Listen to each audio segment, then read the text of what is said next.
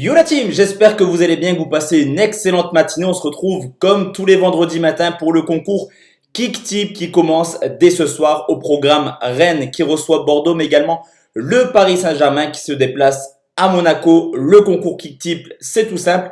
10 scores exacts sur la Ligue 1. Gros concours avec tous les abonnés. Le lien est juste en dessous dans la description pour ceux et celles qui veulent y participer. Juste avant de partir sur les pronostics de cette 10e journée de Ligue 1, plutôt la 11e, pardon, on va faire le bilan de ce qui s'est passé lors de la J10 et c'est Erwin qui avec 40 points a remporté la 10e journée. Deuxième position pour Rude BZH avec 34 points. Troisième Nassim 33 points.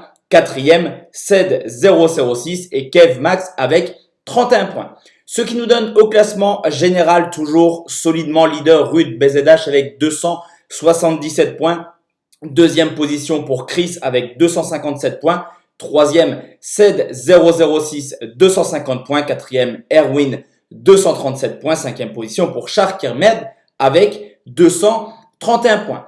Ni une ni deux la team, on part sur les 9 pronostics car Marseille-Nice est annulé dû à beaucoup de cas de Covid du côté niçois. Et on commence avec Rennes qui reçoit Bordeaux, des Rennais qui confirment cette année troisième avec des Bordelais qui font une saison comme d'habitude, mi-figue, mi-raisin à domicile. Les Rennais cartonnent pour l'instant 10 points pris en 15 matchs, en 5 rencontres et qui ont pu profiter un petit peu de la trêve internationale pour se reposer. Du côté de Bordeaux, comme d'habitude, la saison va être extrêmement longue et je les vois s'incliner ce soir. Victoire de Rennes sur le score de 2-0. Deuxième pronostic et c'est Monaco qui reçoit le Paris Saint-Germain. Tout d'abord, beaucoup d'absents dans ce choc. Tout d'abord, Ben Yedder et le compte côté de Monaco. Les Parisiens qui restent sur 8 victoires de suite en Ligue 1. Mais attention, car pour l'instant, Monaco est invaincu. Alors on le sait, Paris est capable toujours de se surpasser en Ligue 1. Ils font le boulot plutôt tranquillement. D'ailleurs, ils restent sur 3 victoires de suite à Monaco en Ligue 1. Ça va être tranquille étant donné que Paris joue Leipzig la semaine prochaine. Petite victoire du PSG sur le score de 2-0. Place à la seule rencontre qui se déroule samedi et c'est Brest qui reçoit Saint-Etienne, le 13e contre le 15e. Deux équipes qui ont déjà perdu 6 fois cette année. Cependant, à domicile, Brest est plutôt cohérent. Déjà 3 victoires en 5 matchs, dont une victoire contre Lille et Monaco. Au contraire de Saint-Etienne qui, après un très bon début de saison, va clairement dans le rouge. Saint-Etienne reste sur 6 défaites de suite. Alors forcément, tôt ou tard, Saint-Etienne reprendra un point et ne fera pas X défaites consécutives en Ligue 1. Cependant, déplacement extrêmement compliqué à Brest et je pense que Brest peut faire le boulot. Petite victoire des Bretons sur le score de 1-0.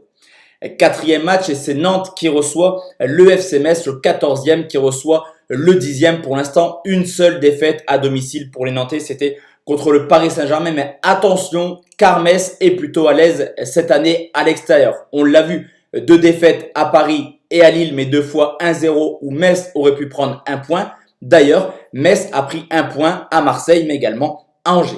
Les Messins restent également sur une série de 7 matchs sans défaite. Et c'est vrai que même avec l'absence de Diallo qui est battu à Strasbourg et de Nian blessé, c'est quand même une équipe de Metz qui ne cesse de marquer semaine après semaine. En 2020, Nantes n'a jamais enchaîné 2 victoires de suite. Metz peut faire un coup à Nantes. Score final, 1 but partout.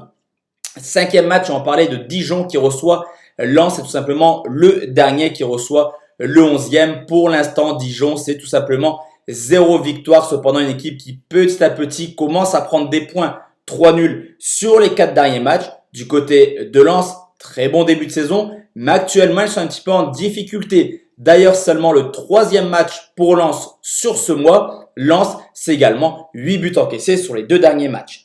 Lens n'a jamais gagné à Dijon historiquement. Et là aussi, un petit peu comme Saint-Etienne, tôt ou tard, Dijon gagnera. Je pense que c'est le moment pour les Bourguignons de prendre les 3 points de la victoire. Victoire de Dijon sur le score de 3-2.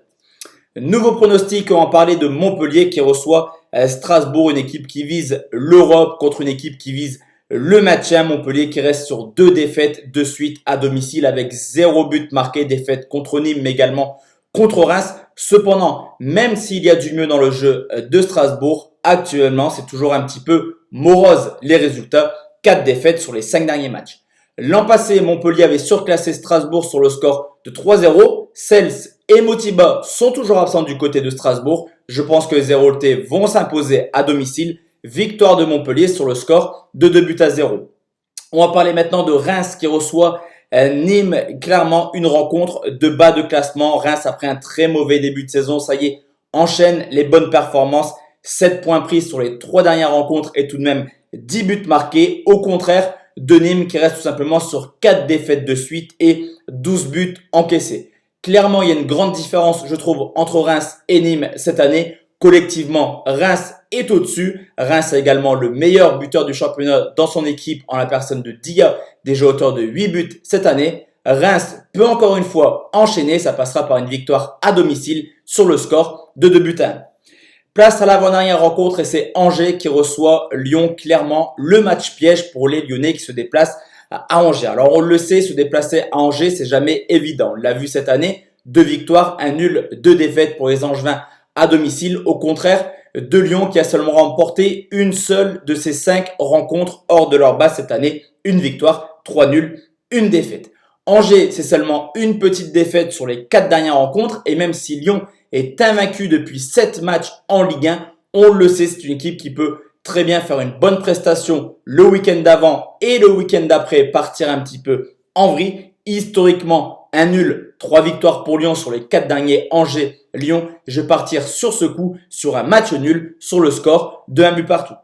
Et enfin la team, la dernière rencontre, on va forcément parler du LOSC qui reçoit Lorient, le choc de dimanche soir sur Canal+ à domicile. Clairement, Lille, c'est une valeur sûre depuis maintenant 3 ans. De plus, même si Lille n'est pas exactement en forme actuellement, 2 points pris sur les 3 derniers matchs, c'est clairement l'enchaînement Europa League et Ligue 1 qui a fait du mal à tous les clubs européens français. Trêve internationale, peu de joueurs qui étaient en sélection. Lille est armé 100% physiquement pour aborder ce match contre Lorient. Surtout que Lorient reste sur 3 matchs de suite sans marquer le moindre but. Avec Dijon, clairement dans le jeu, c'est l'une des équipes les plus inquiétantes. Je pense que Lille s'imposera plutôt facilement. Victoire des Lillois sur le score de 3-0. Donc voici la team, mes 9 scores exacts pour cette 11e journée de Ligue 1. Comme d'habitude, n'hésitez pas à participer au concours qui est juste en dessous de la description. N'hésitez pas également à mettre en commentaire vos pronostics, en tout cas vos scores exacts sur cette 11e journée de Ligue 1. De notre côté, on se retrouve ce soir sur les coups de 21h pour une nouvelle vidéo de pronostics sportifs. D'ici là, portez-vous bien. Excellente journée à tous et à toutes. Et à bientôt la team. Ciao, ciao.